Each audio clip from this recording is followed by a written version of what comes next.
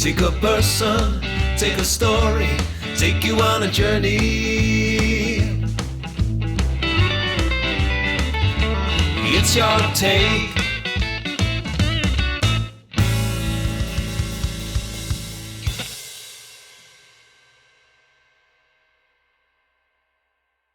My guest might only be 20 years of age, but she is already making a name for herself. My guest is a gifted singer-songwriter who composes her own music and is making waves on the country music scene here in the UK and in the US. In her short musical tenure, she has shared the stage with American Idol winner Carrie Underwood, toured Nashville on 2 occasions, topped the iTunes charts with original singles releases and a debut EP, Perspective. Her single, Lil Black Dress, was recorded at Sound Kitchen Studios in Tennessee and debuted on CountryLine radio. Her song, Take My Demons, was awarded Song of the Year by the ABC Radio Listener Awards. She also won a Gold Award at the International Singer-Songwriter Association Awards for International Female Vocalist of the Year and Music Video of the Year for her song, Take My Demons. My guest is currently an unsigned musician who has amassed over 36,000 followers across her social media platforms since the global pandemic hit. Today, I'm joined by Caitlin May. We discuss Caitlin's musical roots and her love affair with country music, composing her own songs, her perspective and experiences in Nashville, and her future musical aspirations. A very warm welcome, Caitlin. Thank you so much for having me on the show today. Thank you kindly for joining me today on Your Take. Obviously, from the introduction, a lot to digest and a lot to talk about in regard to your music. I want to tap into your love of country as well, but can we wind the clock back and go back to the very beginnings, your upbringing? Can you tell us when and where you were born, and can you discuss your upbringing and just tell us who your parents are, what they do for a living, and do you have siblings? So I was born in Cardiff and grew up 20 minutes outside of the city. I've always lived in the same house, even though I've done a lot of traveling between the UK and the USA. And my parents did actually have a home in Florida, and they bought it when I was 2. So I always was hugely influenced by the music styles over there. I do have 2 siblings. I have a brother who still lives at home, and he's 2 years younger than me. And I have a sister who is a lot older than me, and unfortunately we don't really have much of a relationship. And that's actually what my debut EP Perspective was about. It was about the toxicity of that relationship when I was growing up, and kind of the fact that she was already very, very close to adulthood when I was born. So it was all I'd ever known was a really turbulent relationship with her. But I do think that music gets us through most things, and that's what my debut EP Perspective did for me. But I am very lucky to have parents who are so incredibly supportive, and they make up for any lack of love that I felt coming from my sister. I want to pick up on relationships and talk specifically later during our conversation about your relationship with your mum, who of course is your manager as well. But I want to pick up on this sibling relationship and the difficulty that had. Can you just talk a bit about the age gap, your relationship with your sister, and is she creative and musical like yourself? She's not so much creative, but she has always been very, very intellectual. She's always loved education, and she's been to university multiple times. At first she wanted to be a journalist, and now she wants to do law. So there's been kind of a bit of back and forth. But I wrote the songs on Perspective kind of about how eventually you have to move on. Like you can want somebody to love you, but wanting them to love you doesn't actually mean they will love you. And in my experience, the more I tried and the harder and probably more desperate I seemed, the more she wanted to push me away.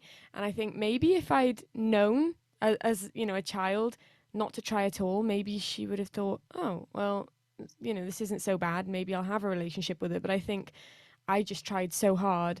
And because she already didn't like me, it was probably overwhelming to have somebody who you weren't keen on keep pushing to have a relationship with you. But I was just a child and I couldn't understand that.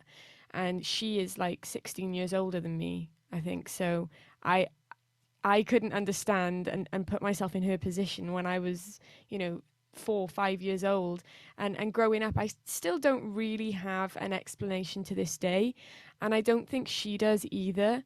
And the closest we got to discussing it was not long before I had to just cut her off entirely. And I actually wrote a letter to her, because you couldn't really have a conversation with my sister. It's difficult for most people because she can get a little bit argumentative, but I think when she already has a predisposition towards you, it's even more difficult. So I wrote a letter so that it would be a smoother transition into this next stage, which I felt it was probably better if we left whatever broken pieces of a relationship we had left in the past. And I wrote this letter to her, and that was the last time I've ever spoken to her. So I think I was 16 when I wrote the letter, and I'm 20 now, so it's been 4 years. But it was definitely the best decision I could have made for my own health, because I felt like I didn't like myself very much because she didn't like me, and I thought, surely siblings, I know they have love-hate relationships and you argue with your siblings, but truly you love them. And I thought there must be something wrong with me if she can't bring herself to even like me. She can barely look at me. She would come through the door and she would hug every family member except for me. And she would like leave me till last and then like just walk past me. And I used to think, what is wrong with me? I must be defective. But eventually when I did kind of leave that relationship in the past, it did me the world of good because I could move on.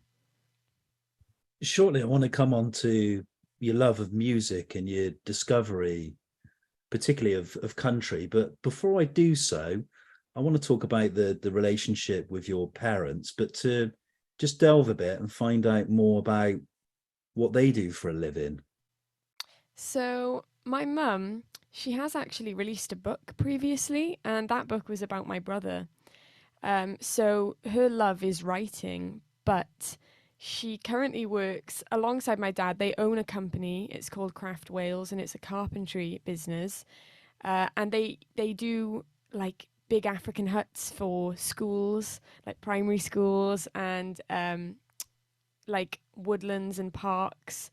They do big signs. But then on the flip side, they do sleighs at Christmas time. So for 6 months of the year, and I'm talking from the summer up until Christmas, it's just all about Christmas for us. It's like our factory units we're like elves in a workshop, and we're just manufacturing sleighs, and some of them are tiny, like you just put like sweets and nuts in them, and others are huge. They'll fit Santa Claus and like 3 children, or you know. It's crazy. We've sent sleighs out to like New York. One was blue and silver, and it went in like this huge snow globe somewhere in New York. And we've done theme parks, and we did a Christmas advert for Asda. So it's very versatile, and you don't ever really get bored in my parents' kind of line of work, because they've decided to do things that are so different. Whereas half the year they're going to be working for primary schools and doing these outdoor classrooms for children, and then the other half of the year they're doing sleighs. So it's definitely always fun at Craft Wales. From childhood, you were inspired by music and performance. Wanted to ask you, where do you think this interest was rooted? And you kind of told us already about your parents' background with their carpentry business. But did you come from a particularly creative family background? I definitely think that I came from a creative family background because my dad, he is creative, and he kind of expresses himself through woodwork, and that's his love. But all of his designs, they're his own designs, and he will have this spark, and he'll need to sit down at the computer and create this design, and then it'll become this incredible product that none of us could have, foreseen. It was just in his head. My mum has always loved writing, so she's been creative in that way. And my grandmum has always loved the arts and drama, so she was always involved in acting, and she loves poetry and writing herself as well. So I've definitely come from a creative background, but a musical background, not so much. I'm the first. I'm the first of my kind, shall we say, because everybody was like, a singer? Where does that come from? And not only a singer, but a country singer. They're like, that's just doubly strange. But I've always had a passion for music, and when I started writing my own songs, I think that passion only grew because you feel a real connection when you start songwriting, and you can tell your story in a completely different way to just speaking it. Um, but I think that the love for country music itself came from going between the States and the UK for so much of my childhood and still now. Um, we used to visit Florida all the time, and I loved it. It was definitely my happy place. And you'd get in the car and you'd turn on the radio, and it would be modern country. But I was so young when I first started going out there that I didn't really register that. And years later, I thought the music that I grew up on was country music, even though I knew that I loved it and I didn't really understand what it was at the time, being so young. It definitely had a huge impact on me, and it still does to this day. A timely moment, I want to pick up on your love of country music, and I share the same sentiment. I'm a huge fan of roots country music, and it took me quite a long time to discover and appreciate it. But I wanted to kind of focus on country. You've championed it for its authenticity and its honesty. Were you particularly aware of its roots and its history, and which country artists particularly inspired you to want to actually pick up a guitar, write songs, and perform? So I can honestly say that the history of country music, I couldn't relay a whole lot to you, but I have always been really influenced by the creativity of it. So the songwriting aspect has always been a huge deal for me. I've listened to songs and felt so attached and connected to those songs as if they were written about my life and not written, from another artist's perspective. So I always thought that was really special, that artists can touch your heart and they don't even know your story. They're just sharing a piece of their own. And if you can relate to it, I just think that's really beautiful, and it brings people together. So that was definitely something that I aimed to do for a long time. For a long time before I'd even picked up guitar myself, because I only learned to play guitar in lockdown. And I would write a lot before I played guitar. But it's just that the process is so much different, because if you can't play an instrument and you write the lyrics down and you have a melody, you take it to the studio, and then it takes months because you're getting it recorded and mixed and mastered, and then finally you've got a finished product. But even when you've got that finished product, you aren't playing it because you can't play an instrument. So it's just for people to listen to online, and they don't really get to see the full rawness of it, because I think a lot of the authenticity and raw parts of a song kind of come to life when you're playing live. So when I learned to play guitar in lockdown, it was just incredibly freeing for me. And I felt that whatever emotions you feel in the moment, you can put into the song at the time. Even if you wrote that song 6 months ago and you felt entirely different, it all depends how you feel on the day. And, you can make an audience feel totally different and get completely different vibes from the same song, playing it, 7 different ways, 7 nights a week. So I think that's really, really special about music. And again, the fact that music is so subjective. So you don't know who you're going to touch and who you're going to relate to and who you're going to find bonds with. I want to pick up on songwriting and ask you, when did you start composing and writing your own music? And which instruments did you start experimenting with and why? And then the third part of the question, are you a self-taught musician or did you have a music tutor? And if so, who are they and what do they teach you? So I honestly couldn't even pinpoint a age where I started writing because I've always loved it. And I think because my mum also loved writing and she'd written a book, and the same with my grandmum, she loved writing, that I really wanted to be like them. So from a very young age I would write and write, and I think this is really bad. I would think that even when I was young, it was weird. I just wanted it to be better always. And then I feel like I grew into who I am as a songwriter, and I haven't looked back. And definitely when I learned to play guitar in lockdown, so in 2020, was kind of the time when it all changed for me, and there was a shift that I could sense. And I really haven't looked back. Songwriting has changed no end for me. And now I just write a lot from experience, because I also like to write, I think, from other people's experiences and the things that you witness around you that haven't necessarily happened to you, but that you've just seen. Um, so I like to do both, but writing from your experience and things that you've been through personally that may have hurt you or helped you grow is a completely different feeling, and it's beautiful, and it definitely is sometimes an emotional roller coaster, but I wouldn't give it up or change it for anything in the world. So the first instrument that I picked up was guitar. I did kind of attempt to play piano when I was very, very small. But even though I hate to admit it, it was mostly because my friend had started piano lessons and I wanted to spend more time with her outside of school. And her parents were very strict, so their culture was very different to ours. And they didn't really want her to kind of have play dates and things outside of school hours. So the only way to actually see her was if I started to go to piano lessons like her. And then it backfired on me, because just as I started piano lessons and I was in the same class as her, she moved up a level and I was just in this class on my own. I was like, well, that was not the plan. Abort mission. Like, I don't actually want to learn to play piano. Um, and now I look back and wish that I had stuck it out, because playing piano is something I would like to do now, but I'd have to start from scratch. I don't know a thing. And yeah, guitar was the first instrument that I picked up and decided to learn off my own back and decided to take seriously. And I do have a guitar teacher, but we don't have consistent lessons every week. And I'd only ever had virtual lessons with him because we were in lockdown. So it was a strange way to learn, I think, virtually, when you'd never picked up that instrument before.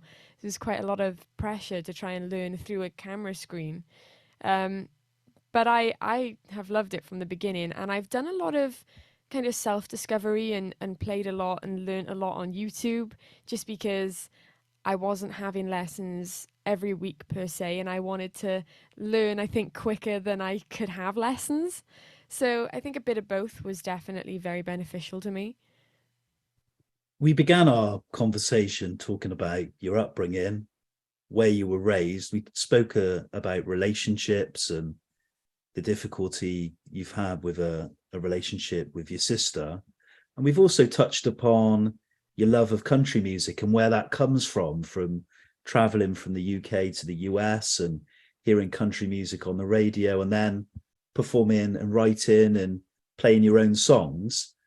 I wanted to now come on to schooling, which I believe was a particularly difficult time during your early years. Can I ask where you were schooled and what are your memories of that period? And can you also discuss being a victim of bullying and how that affected your education, your confidence, and also your ambitions in life?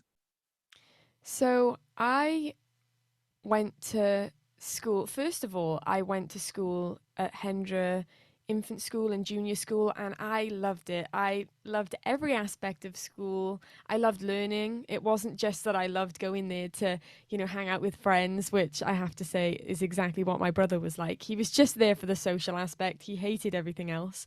But I loved it. I loved every single part of it, and I was excited to go to school every day. And I remember that when I got up to junior school, from year 3, the first year in junior school, I couldn't wait until I got to high school. And that was years away at the time, but I was just excited. And you could see the high school from the junior school, and you'd see all of these kids, walking up, and it just looked so independent, and it looked like a lifetime away, but I was excited for it. And so I think I built it up to the point where it was going to be this magical experience. And then I went up to high school eventually, and my dreams all came crashing down. It wasn't magical, and it was nothing like my previous school experiences. And within like the first few weeks, I'd had my ribs fractured by a group of girls who were years older than me. They kind of encircled me, and I was just stuck. Like, I couldn't go anywhere. And so my ribs were fractured, and I had like a lot of different issues when I was in high school, and none of them were issues that I could have foreseen, because my experience in junior school had just been so beautiful and so smooth, and I loved everything about it, the teachers and the children and just everything. But a big part, I think, of the bullying when I went up to high school was the fact that I always wanted to pursue music, and people thought that was weird. And I don't particularly think that's a bad thing, because sometimes the unknown can seem weird to us. So it wasn't that I didn't want people to think that about me, but I just thought that even if they thought it was weird, they would accept it just the same as I would accept if you wanted to be a vet or a scientist or a mathematician. I wouldn't think, oh, that's weird, so I need to treat her like she's an alien. But I think what makes it worse at that age is kind of gang mentality, because it's not just one person who thinks it. It spreads, and it's kind of like poison. It's very quick spreading. And then it's very hard to change people's minds, which, I didn't really want to change people's minds. I just wanted to be me. And I thought that if you didn't like that, then we'd still be able to, work and grow alongside each other. I didn't think that meant we had to hate each other.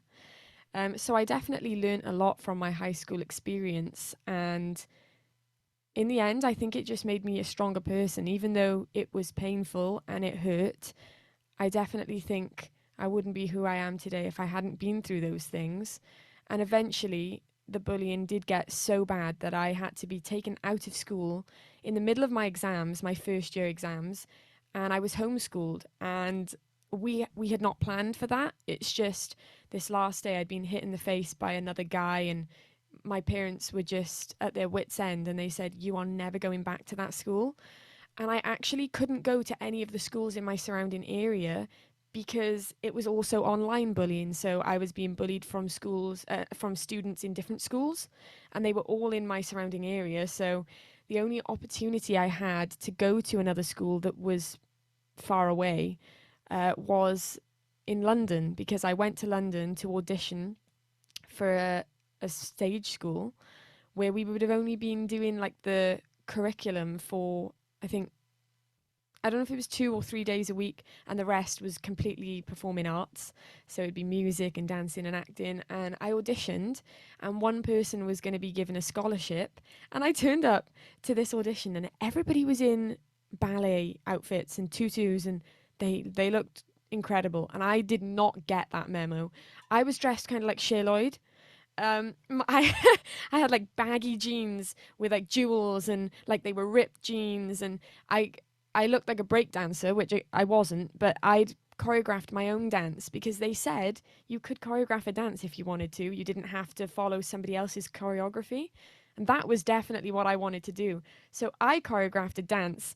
I looked like Cher Lloyd, and I was dancing to Shake It Off by Taylor Swift. And I did my audition. Everybody else was doing ballet, which, why did no one tell me about this?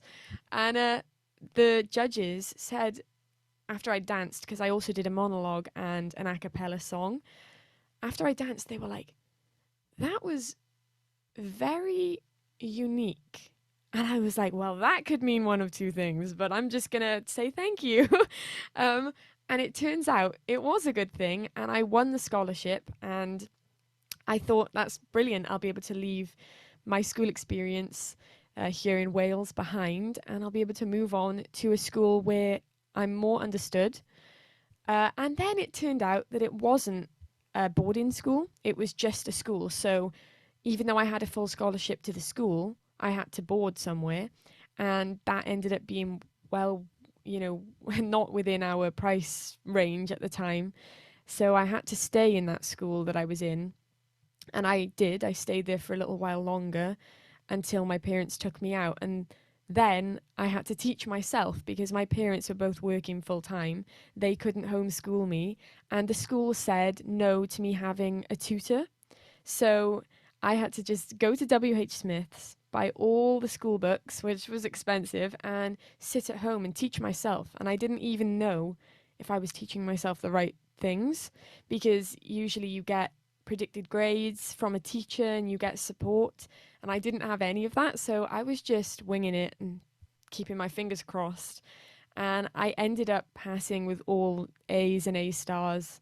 And I was shocked to the point where the centre that I sat my exams at, they wanted me to open my results in front of them because the centre was actually for misbehaved children. So children who'd been sent away from their school because they wouldn't behave. So most of the results from the exam centre were not good results. And because I was the only person who was there for a different reason, I was the only person who actually passed any exams, and not only passed but got A's and A stars. And so they wanted me to open it in front of them, and I couldn't bring myself to do it because I didn't know if I'd passed or not. I'd never tried homeschooling before.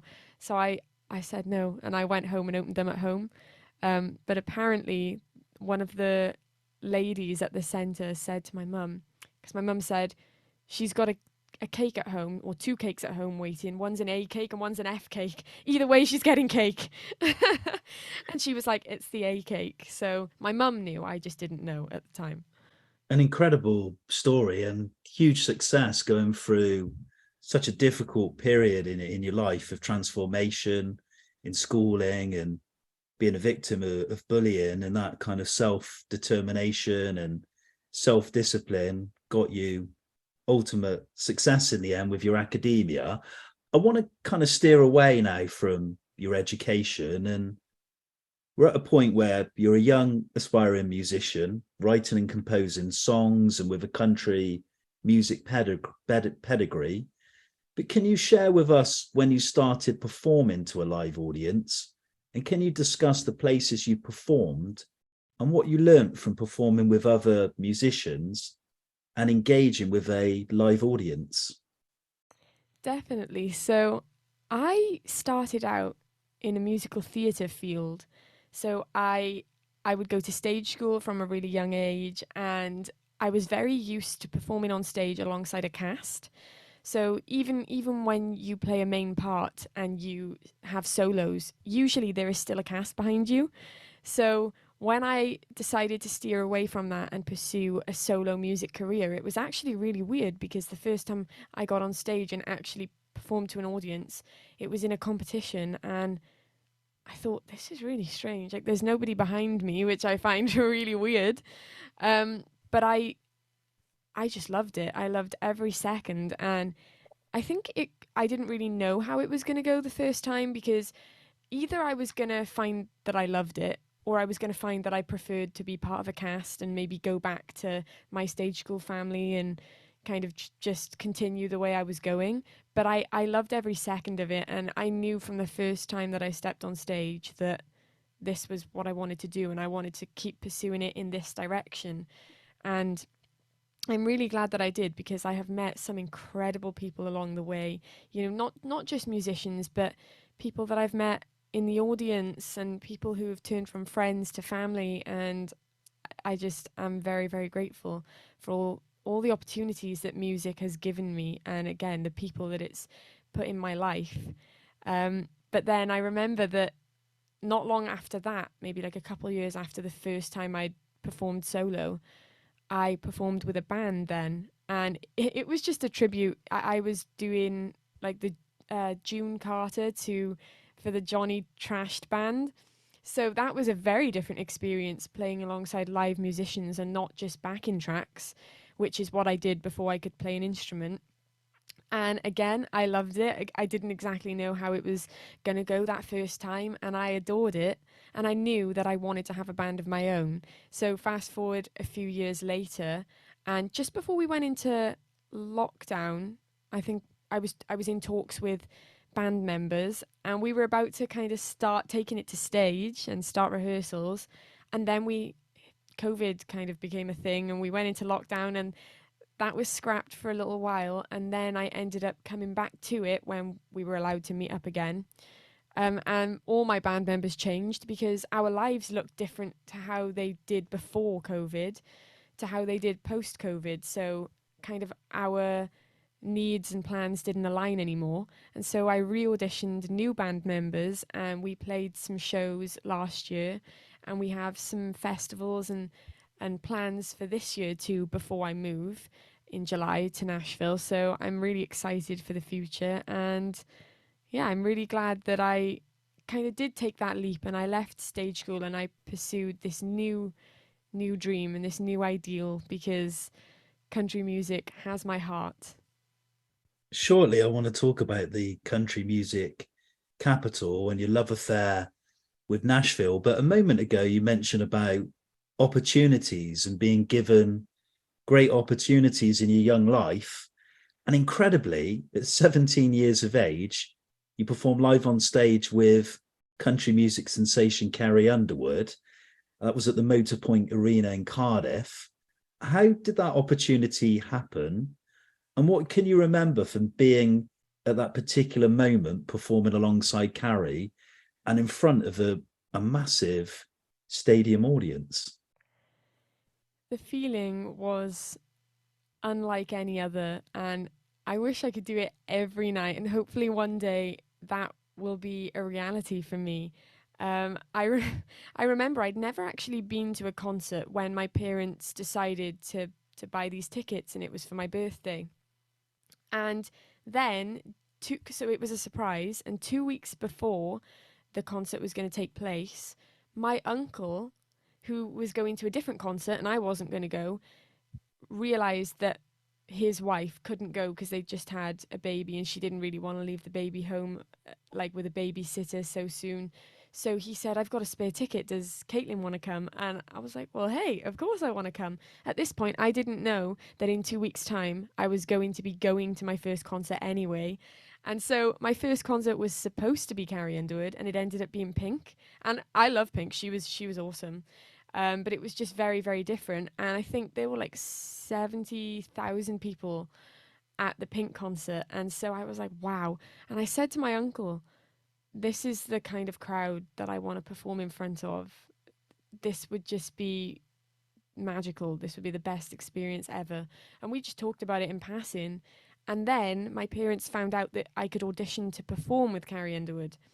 But at this point, I had no idea. This was a secret and I didn't know anything about it. So they were like, she's going to kill us if we don't tell her. So they told me, but they only let me in on half of the secret, just that I was going to the concert, because they had other plans too for that night. And they said, you can audition to perform with her. So I did. And you had to audition for the rap portion of The Champion. So that, again, was a very different style to what I was used to. But I love a challenge, and I love the fact that there are so many crossovers with music and country music especially. So I auditioned, and you had to post it to YouTube, I think, and tag certain people or put something in the caption, and you would know a week before if you were the winner. And a week came and went, and I thought, if I can't get something that is specifically country, what can I get? You know, this is not going well for me. And it turns out there must have been some delay, and they actually let me know 3 days before. 3 days, at this point, I auditioned like weeks before that, and like 2 weeks before, because I think it was just after the Pink concert. And I hadn't learnt the song, in full, because I thought you don't want to just assume, and you don't want to get your hopes up and then feel let down. So I thought if I get it a week before, that's when I'll rehearse the song and I'll learn it and I'll know it like the back of my hand. But it turned out that I only had like 2.5 days until the concert was literally there. And you didn't have any rehearsal or anything beforehand. You just went on and it happened the way it happened. It was just very live and very raw. But I was so excited, and I practiced that song like day and night, didn't sleep until the concert. And my parents said they were very nervous. They didn't tell me that because they didn't want to project it onto me, but apparently they were really nervous because it was the biggest crowd I'd ever performed in front of.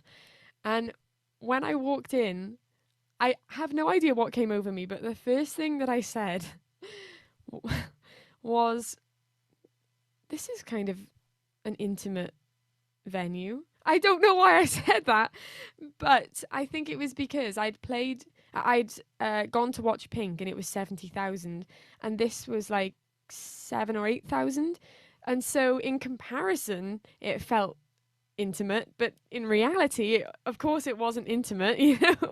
Intimate is when I used to sing to my postman when I was 7, and he was like, please stop.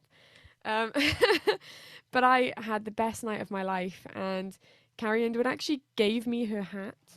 It should be in this room somewhere. I think it's in there, in the sound booth. And she signed it, and it was the hat that she wore when she sang. I think it was Low. I think that was the one she sang when she wore the hat, and it was just surreal, and it was just incredible. I remember getting fitted for the in-ear monitors, and then they didn't fit, so they needed to get smaller ones, and everybody was freaking out because they were like, you're about to go on.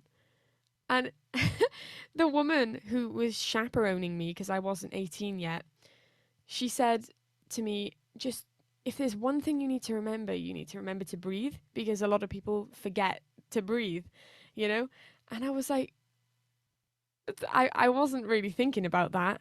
And afterwards I was like, these people need to remember to breathe, because they were freaking out because I was supposed to be on stage in like 20 seconds and they were still trying to fit my in-ear monitors in. But it was just such a buzz. I loved it. It was the best night ever. From an incredible experience, we backtrack slightly because you mentioned a little bit of a backstory about your time during the pandemic, that you were going to form a band, and obviously things changed in your musical perspective. Can we discuss your productivity or creativity during the global pandemic, where you wrote and composed original songs and performed virtual concerts? How do you look back at that period, and can you talk about the songs you wrote, where the ideas came from, and the process involved in writing those songs? Definitely. So I actually think that lockdown was very productive for me, because beforehand I had an idea as to where I wanted to go, but I didn't really have direction because I wasn't sure where to start. And lockdown kind of peeled back those layers for a lot of us because we didn't have as many options. We did find direction because there was really only one direction we could go.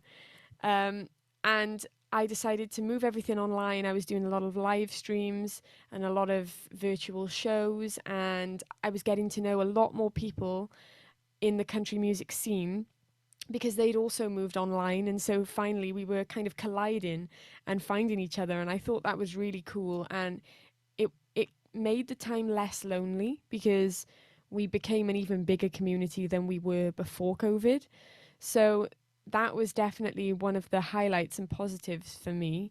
And I still do weekly live streamed shows every week now, just because I think the people that I met who live all across the world and watched my streams during lockdown, I feel like it wouldn't be fair to just not do that anymore just because our world has opened back up. And I still want to have a relationship and connection with those people who are in America and Australia, and when I'm in America, the people who are still in the UK. And I like the fact that we're still very much connected, and this is a bond we formed because of COVID, but it's not a bond that we formed exclusively to COVID. So now that we're kind of living normal-ish lives again, I still like the fact that we have that, and it's something that hopefully will only continue to grow. But I wrote a lot of very, very personal songs during lockdown, and that was when my debut EP about my sister, Perspective, was born. So it was very, very much an emotional time, but also a very freeing time, because every time I finished a song that I felt told a part of my story, I felt that little bit more alive and less weighed down by the negativity. And I felt like I was able to write the song and then leave it in the past. It doesn't mean that it didn't happen, but it just means that I'm able to move forward without carrying this weight. So that was definitely hugely helpful. And I also wrote my first ever acoustically written song during lockdown, because that was when I learned to play guitar. And that is the song that is coming out on January 13th. So it's called Fiona. And I was looking through all my lyric books, and I realized that that was the first song that I wrote acoustically when I learned to play guitar. And I think it kind of shows that it was during a time that we were trying to adapt and learn to cope with these lockdowns, because the song was about feeling lonely and feeling like you are the only person who feels that way. And I think writing that song and then performing it live for people made me realize and come to terms with the fact that a lot of us feel that way. It's not just one of us, and we're not alone. We're never alone.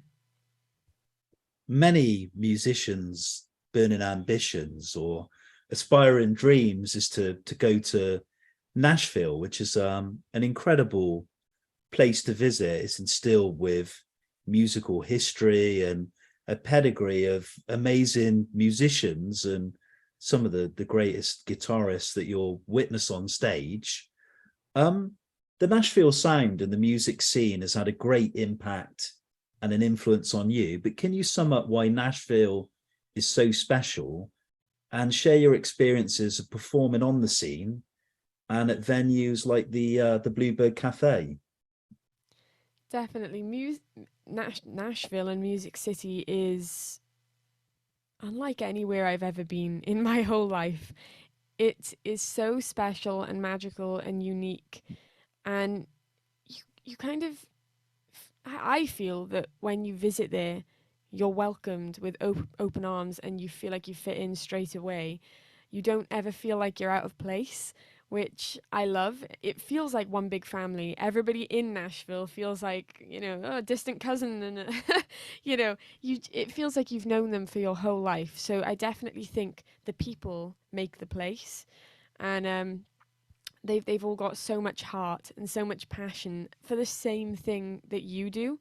So it's nice to be able to share that inspiration and to be able to influence each other too, because everybody wants to collaborate and everybody wants to co-write and, perform together and tour together. And the fact that it's something you can share, that you're not on the journey alone, is really beautiful and special. And it also helps you to navigate the music industry, because the music industry can be a very harsh and difficult place to try and figure out and to find your place in, because it's so vast and there are so many different assets to the music industry. And if there's something that you don't know, it doesn't matter, because your next door neighbor will know, somebody will know, and they are willing to share the information. And not only willing, they're excited to, because it feels like if they share this, you'll share this, and we're all becoming better people for it. And it's just nice that even though I've only been visiting there this year, and I will be moving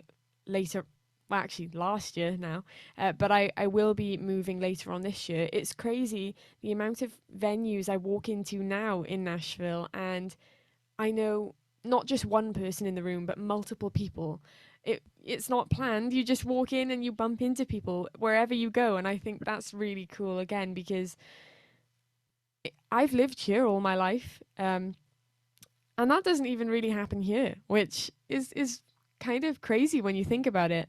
But I think there are so many people in Nashville, going in and out, and you meet so many people just in one day. So you are bound to bump into these people, and it always feels like you've got a friend. Nashville indeed is a special place, and I loved my brief time there. Going back around about 15 years ago, I visited, and if you've ever heard it, check out the song Nashville Cats by John Sebastian, an old 60s song, because it Okay. aptly sums up the Nashville scene and the pedigree of guitar pickers in Nashville. From that side of the pond, from Nashville, I want to talk about management because, interestingly, I've spoken to a couple of young musicians who are unsigned artists. Bailey Tompkinson's name springs to mind. And on the flip side of that, I've spoken to musicians who have signed to major labels Yeah. and said it's been the biggest mistake they've ever made in their career. So let's talk about being an unsigned artist and being managed by your mum. What do you think of the advantages and the disadvantages of not being signed to a record label? And why do you think many young artists are following this trend and managing their own business affairs?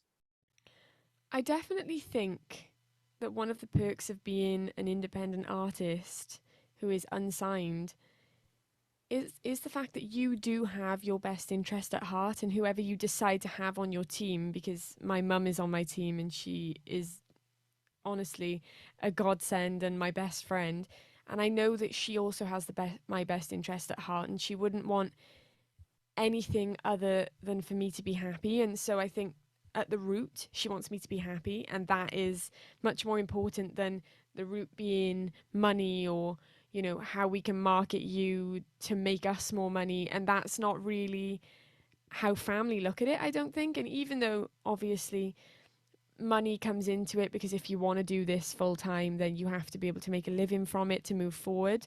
That is just not at the forefront. The creativity and the love and the passion and keeping the fire burning is the most important to me and to my family and everybody who is on my team, because I've had the privilege of meeting people who have helped me so much along the way, and I wouldn't have been able to do it without them. And I don't think that every time you sign to a label it's bad. I'm sure there are contracts and relationships that artists have had with their labels that have been incredible and that they wouldn't want to change for the world. And in a way, I hope one day to find that myself, because I would never be opposed to signing to a label. I just wouldn't want to sign the wrong deal. And I have never previously been signed, so I haven't experienced that, even though I have had offers from smaller labels, which I didn't want to sign away to a small label when what they could offer me was what I was already doing. And I felt like to kind of share in what you're getting out of what you're already doing with somebody else when you're managing to do it independently, I didn't think it was a good idea. But if I had maybe the offer to sign to a much bigger label, I would look into it. And I just think it's very important to get contracts read over and checked by somebody who understands that, because legally, I know you can get into a lot of trouble, and you can also get into contracts that kind of keep you tied up for years. And I think that is soul destroying for an artist, because you want to be able to release. You don't want to be curtailed and forced not to do things and not to be in the limelight, when we love the stage and we love being creative and we love sharing our songs with the world. So I think it's a very difficult thing to navigate, but it's important to have the right people around you so you never have to make those decisions alone. Let's stick on this theme of being an independent musician. And I wanted to ask about how you go about releasing and publicizing your music. Can you talk about the platforms you use and the huge following that you've built up? And can you also talk about the behind the scenes musicians and producers and how you've managed to kind of build that following and fan base over the course of around 2 years? I definitely credit lockdown to my social media platforms growing, because I think everybody moved online, even people who didn't have social media platforms before, downloaded them and created accounts and thought this is the only way to be a part of a community that's outside of these four walls because we had to stay indoors. So I definitely think that was a huge help. And when it comes to releasing music and having people pre-order and pre-save, that is so important when it comes to an artist hitting the charts or, you know, maybe getting on an editorial playlist, because the more people who pre-save, the more likely Spotify is to think, oh, well, this artist is popular and we'll add this song to this playlist. And playlisting really does help with streams. So I think it is a combination of things. And it's again, it is a very difficult thing to navigate. But when it comes to releasing music, I think it's important to have a plan of action and a campaign. And my campaign has kind of only gotten longer, because at first I thought you should probably have a campaign that's like 3 or 4 weeks. And now I try to aim more for 8 weeks, because I think even though it's good to have those short, sharp bursts where people see a lot of your art online, it also is important to do this lead up where people get kind of like sneak peeks and they don't feel like it's all been thrown into their face with 3 weeks just like constantly being aimed at them. And I think it's nicer to just do a slow, smooth release on the lead up rather than just put everything you have into the release within like 3 weeks before it comes out. So that's been really cool, because this time I've done 8 weeks. I think that's the first time I've done that. And it's been nice to share that journey and to talk about all these exciting things with people that I love and who support me. And it's just nice to be able to be on that journey with other people. And again, thanks to lockdown and everybody having to use social media as a form of communicating, it has opened so many doors. I wanted to pick up on two things there. Firstly, is it your mum who's responsible for your bookings, tour dates, and so forth? And you mentioned about social media and using that as a platform. It seems to me that you make quite a lot of effort to engage with your fans through live streams that aren't just you playing your songs, but actually talking and revealing more about you as a person, a personality, and the story behind your life and your songs. Is that a kind of a conscious thing that you do? So even though that's a part of the streaming and the music that I love, I also love to share the stories behind the songs and share new information. And I wouldn't particularly say it's conscious, because when I when I first started doing it, I'd watched all these other artists and they didn't do loads of talking. They would tell the stories, you know, behind their songs, but it would be a lot of singing and not so much talking. So I thought that's what you're supposed to do. And so I tried to follow that theme. And then I think the more comfortable I got with live streaming, the more I realized, wow, you're talking like a lot in between your songs. And it wasn't really on purpose. It was just what came naturally to me. And I ended up not changing it about myself, because I didn't think people weren't enjoying it. And I thought, it almost feels like you're having a conversation, or it feels like you're having a private FaceTime call with a best friend. It really does have that feeling. And you can read these comments and people can bounce back and forth, and you don't just have to kind of talk into oblivion. You get to talk, and then you get to answer questions, and they can answer your questions. And I think it's really cool that you're able to grow together. And when I find things out, when I've been booked for a new festival or an exciting, you know, new release, the first people I want to tell are my dreamers, and I want to do a live stream and I want to tell them everything. And I would try to contain myself more if I thought they really hated it. I would try to. I can't promise that I would be successful, but I would try. But I actually think and hope they love it as much as I do, because I really enjoy sharing it with them, and I love the fact that they're always the first people to know. And so I hope that they feel the same way. It's interesting what you can find out through research prior to doing this interview today. And I realized that outside of music, you performed as a supporting actress in the CBBC comedy drama Almost Never and the TV series Teen Taxi. How did those opportunities happen? And do you intend to explore more television or acting opportunities in the future? I definitely do. I love acting. It's a huge passion of mine. And it was actually between music and acting. When I left stage school, I had to make a decision between the two, which one I was going to pursue. And it was going to be a year fully focusing on that discipline. And I chose music, and I said the following year I'll choose acting because I felt like they both had my heart. But I could only really fully focus and put all my all into one of them. So I chose music, and that year came and went, and I never looked back. So I would still love to pursue acting and find a way to do them both full time, because I know some people do. And even though it's a busy schedule, there is definitely a way to do it.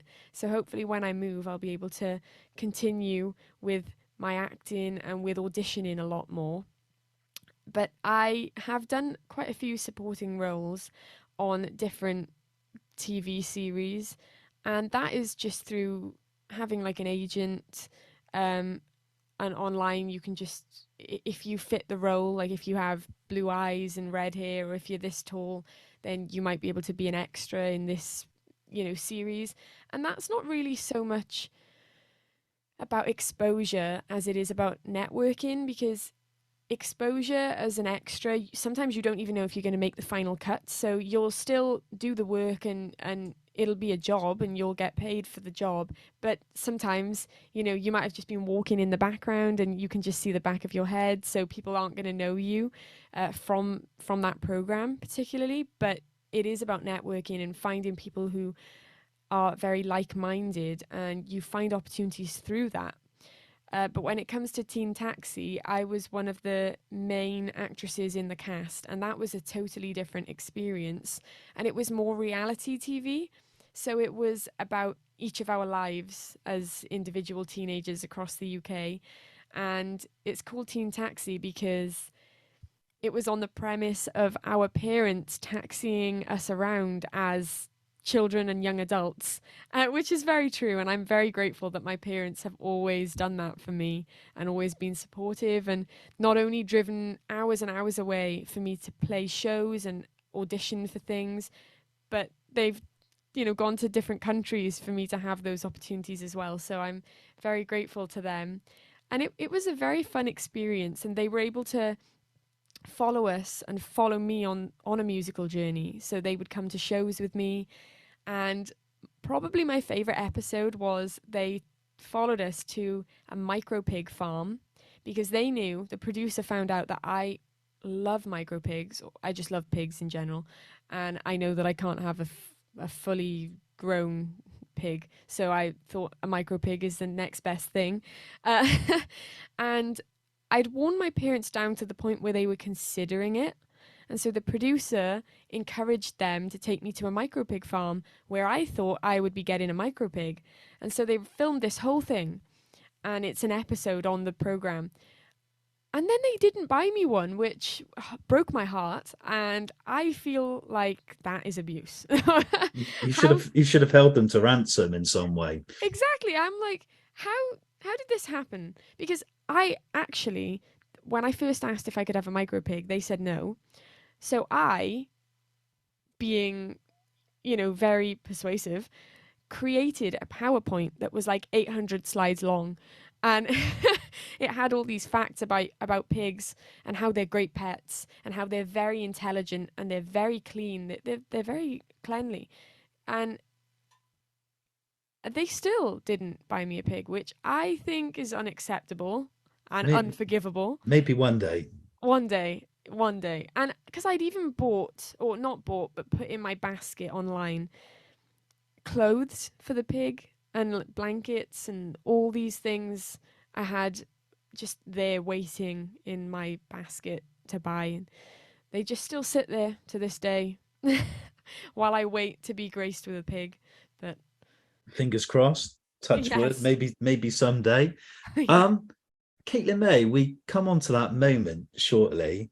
We've asked over 100 guests these same quick fire questions, Okay. things we've not maybe established during the course of this interview, and find out things maybe you're interested in outside of music and performing. But before we do that, I wanted to ask you, what are your interests and hobbies outside of music? Do you plan to work in any other creative areas? And I also wanted to ask you, any plans to release an album? And do you have any favorite songs that you've produced so far? A lot in there. Yeah, so I definitely do plan to release an album one day. I'm not sure if I would want to do it independently, just because I think it's a big ask, and you want those songs to have like their day in the sun. And I think sometimes as an independent artist, when you release lots of songs as one big project, some of those songs will fly under the radar a little bit, just because it is hard to promote when you don't have the same multi-million pound organization backing you. But that's definitely a plan in the future. Um, can you just re-ask some of those other questions? Yeah, sorry. So I wanted to kind of explore what things interest you outside of the music. Okay. And then the second part to it was, of the songs you've produced so far, you mentioned your EP and single releases. Are there any songs that are personal favorites? And if so, for what reasons? So, outside of music, I definitely plan to go back to pursuing an acting career. That is something I would love to do, and I would love to film for big blockbuster movies. And yeah, movies are definitely something that I aspire to kind of achieve a role in a movie one day. And I love action adventure and sci-fi and that kind of thing, more so than romantic comedies and that kind of thing. So I would love to maybe be in like a Marvel movie, or like when they filmed the Hunger Games. I loved those films, and the Divergent films too. Those are the kind of roles that I would absolutely love to be involved in. I think that's so cool, and it's really cool too to see an empowered female role on the screen. So I would love one day to be that for somebody else, because when I was little and I used to watch these films, I thought, she is so cool and I want to be like her. And hopefully one day I'll be able to be that for young girls like I was. Um, and my favorite song that I've had produced, that's really difficult, but I would probably say Fiona, because that is the one that's coming out next. So that's like really fresh in my brain, and it's super different to my other releases. So I think it's not really what people would expect, and it's very different to the acoustic version. But I had this plan and this idea in my head and what I wanted it to sound like, and I told my producer, and at first he was like, I don't know if I am the person for the job, just because he's a lot more country, and this kind of went into, it had a lot of synths in it, and it's a different vibe, but it still has that country music, modern country music strain to it, and it always will, because country music has influenced me so much, and I love the storytelling aspect of the genre. So I feel like that is where I will always, my loyalties will always lie with country music for sure. And it's nice to have those subgenres that kind of emerge and show themselves, and depending on what you're going through and how you're feeling, the songs are going to sound different and have very different vibes to them. But I do love country music, and I don't think I can't see me releasing a song that is so far away that you couldn't even detect any of the genre in there. I never say never. Maybe I'll do a rap song one day. But yeah, I definitely think Fiona, and I don't think I mentioned this earlier, but it is available to pre-order and pre-save right now on Spotify and iTunes Store. Caitlin May, we come to that moment. I think 104 well, you're the 104th Your Take guests have answered these same questions. They're quick fire questions. Don't need to think about them in any detail. Are you ready for this? Find out a little bit more about you, things you like, maybe things you're not so keen on. Here we go. Number one, Caitlin, what would you say is your favourite pastime? My favorite pastime, even though it might sound boring, is probably songwriting, and I know that is my job, and but that I just love it, and I do it even on my days off, even on my sick days. I still can't help it. I always write songs, and it makes me feel good. Songwriting would be one of mine. I'm just not that good at it. But number two, we spoke about movies briefly. Ambitions of being a Hollywood star, maybe. But can you tell me your favorite film and why? Right now, it's probably Avatar: The Way of Water, just because it's fresh in my mind. I went to see it in the cinema in 3D a few days ago, and I loved it. And I thought they did an amazing job at making it just as good as the first one. It didn't feel like, oh, the first one is iconic and this one is just okay. It felt like they were definitely on par with each other. I loved the storyline. But movies that I always come back to and rewatch are movies like the Divergent series, and the Hunger Games. I've watched those multiple times, so I think they definitely have to be up there. From film now to novels, but who would you choose as your favorite novelist? Oh, that is not a question I could answer. Let me think. I actually do love reading, um, but I don't really think I have a favorite novelist, and I kind of have a favorite genre of books that I read. And my parents, when I was growing up, my parents were foster carers, and so I was fully immersed in always having a full household. And we would have a mother and a baby, or a mother and a toddler, and we were always taking care of, babies, and teaching new mothers how to be a mother independently, and go and live on their own. And so I'm always drawn to those kinds of books. I think there's an author, her name is, I think it's Kathy Glass, and I love her books. And they just talk about the turmoil and the turbulence that these families go through, and kind of the trauma that these children experience, but how they can come out the other end, and they can flourish, and they can become these incredible people who, are the future. Interested to hear your answer now, but if you could have chosen a different profession outside of music, what would it have been? It definitely would have been acting, but I think they kind of come hand in hand, and I will come back to that profession one day anyway. Um, so I don't know if it was something more exciting. Let me think. I mean, not even more exciting, because I think acting is exciting, but that's something that I would love to pursue anyway. Um, so something maybe more random. Hmm. I don't know, but maybe like a food critic, because I love food.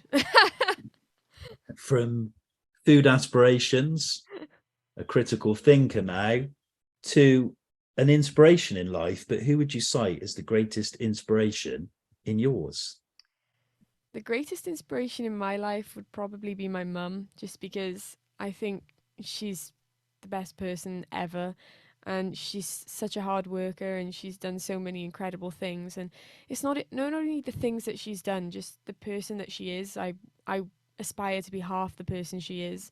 She's so kind, and she has room in her heart for everybody. And I love her with everything that I am.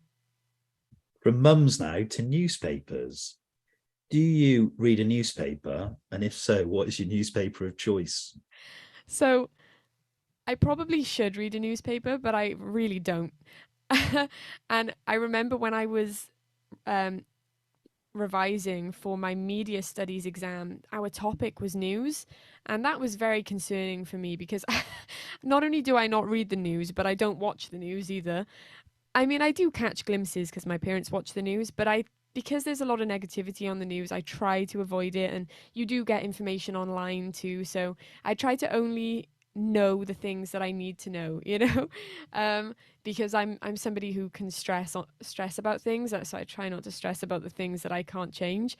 Um, but I remember when I was revising, thinking I don't know what news outlet is going to come up on my exam, but I'm very stressed because there is very little chance that I'll have general knowledge on that news outlet because I don't really listen to the news.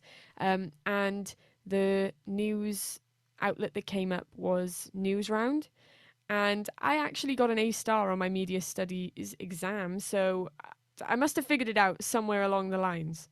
So We get all our guests next to pick their favorite cultural icon. When we say a cultural icon, it could be maybe somebody who's been a huge influence on you musically. It could maybe be someone from history, a philosopher, someone who's changed or altered the world in some sort of way, maybe somebody who's come up with a technical advancement. Who would you choose as your cultural icon of choice? that is definitely hard. Musically, there I have a few. I have lots actually, but I won't list them all. Um, Musically, I would probably say Taylor Swift, just because I think she's changed the musical game. She's definitely influenced a lot of not only young girls, but just a lot of people. And I think songwriting and putting those songs out into the world, her songwriting skills are incredible. And songs do help us get through hard times, and she's definitely released a lot of great music and hit the charts countless times, and she's changed a lot of people's lives because music, I think, goes a long way in doing that. But when it comes to people again whose music I love, but also I think who have changed the world for the better in other ways, so many ways, would probably be Dolly Parton, just because she's always been a huge champion of different charities and, you know, young people and artists too, because I know she didn't have the easiest time growing up and it wasn't all kind of handed to her. She worked so hard for what she has and she's shared it with the world. So I think that is just makes you an incredible person and somebody to look up to. She's an amazing songsmith as well, written so many Yeah. incredible songs, covered by so many popular artists. From icons now to curse words, what is your favorite curse word and why? Um well, I don't usually curse, but I wrote a song recently. Um and in the song my favorite line has got to be "what the truck." So I won't actually say the word, but I'll leave it up to the imagination. We'll go with what the truck, and obviously we get the picture. Moving swiftly on from curse words, when you get a chance to relax or go away, what is your favorite place or holiday destination? That has definitely got to be Florida, not only because of the place and the weather and just the incredible sights and things to do, but because of the people. So I have met so many incredible people there, and we had a house on a gated community, and all of our neighbors became family. Uh, I I remember lots of very interesting, crazy things, lots of stories to tell. But one time, my mum had burnt her finger on like the straightener. I think she like closed the straightener on her finger and it was so hot that her finger like sizzled. It was really, really hot. And she kind of like screamed or shouted. And my dad, being my dad, was on the other like end of the house, didn't hear her. That's always the way during a crisis, you know, it's kind of very chaotic. And I remember like running in and being very young and her being like, you need to get, I don't know, get someone. And so I thought, okay, I'll get Evie, who was one of our neighbours. So I ran across the street and then I tell our neighbour because we were only visiting at the time. So we didn't have all the first aid stuff that we needed in the house. But I knew our neighbour would because she always has the answer to everything. And she's just the person you go to. So I went to her and it felt like a movie because she was like, get in. And we got in the golf cart, and then she's driving the golf cart down the street in the gated community to another house so we can get better first aid equipment. And then we're coming back in the golf cart, and it just felt like, I don't know, it felt like an episode of SpongeBob where, you know, those superheroes, I can't remember their names, like you've got the invisible car, and it felt like an episode in SpongeBob. And yeah, so I just definitely Florida. You've cited a few music influences already with Taylor Swift, you mentioned. But who would you say is your favorite music artist? And what would you say is your favorite album? That is probably my favorite artist is Carrie Underwood, just because I just love the fact that she's got rockiness to her tone as well. She's that kind of country rock go between, and I love that. And all her songs are just so iconic. But when it comes to an album, it's really difficult to choose, I think, an album of hers just because I love all her songs. But an album that I used to play a lot on repeat was a Caitlin Smith album, and it's called Supernova. And I loved that album. I would just play it over and over and over again.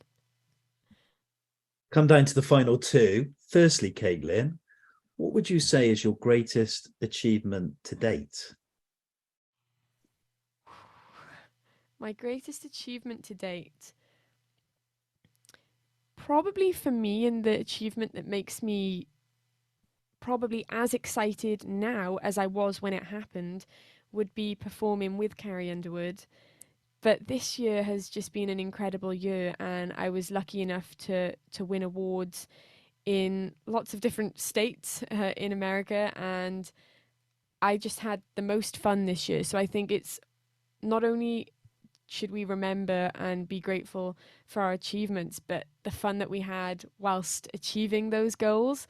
So this year has definitely been at the top of my list, and I'm hoping that 2023 can surpass it. And now, the last Your Take question. Interested to hear your perspective from a young person's point of view who has your whole life ahead of you. But Caitlin May, how do you wish to be remembered? I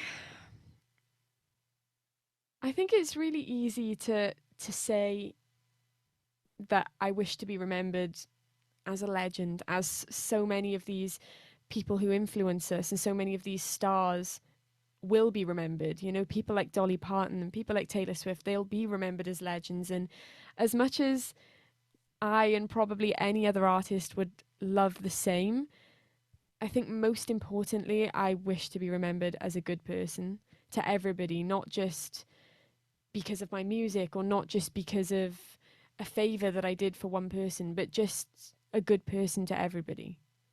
Wise words, a lovely answer to end. That's the final chapter of today's Your Take interview, but of course, not the final chapter of your musical career and what might happen. Look forward to hearing the things you achieve and perhaps maybe becoming a signed artist. What happens next, who knows? But before we finish and wrap the interview, can you just tell us how we see you live or hear your music online, how we engage with you on the social media? Where do we go? So you can find me at Caitlin May Music across all social media except for Twitter, which is Caitlin May UK. You can find me on platforms like Patreon, I'm on YouTube, and you can find me on all music platforms at Caitlin May. I'll spell it just in case you're not sure. So it's Caitlin is CAITLIN and May is MAE. I know there are so many different ways to spell names in general, but Caitlin and May, there's just so many different ways. Yeah, and I post all my live performances and tour dates across my social media platforms, and I will be touring again in Tennessee in March, so I will have tour dates coming up very soon for that, and also festival dates for the summer across the UK and the US. Well, watch this space. Thanks for being a guest today on Your Take. Thank you so much for having me. Thank you.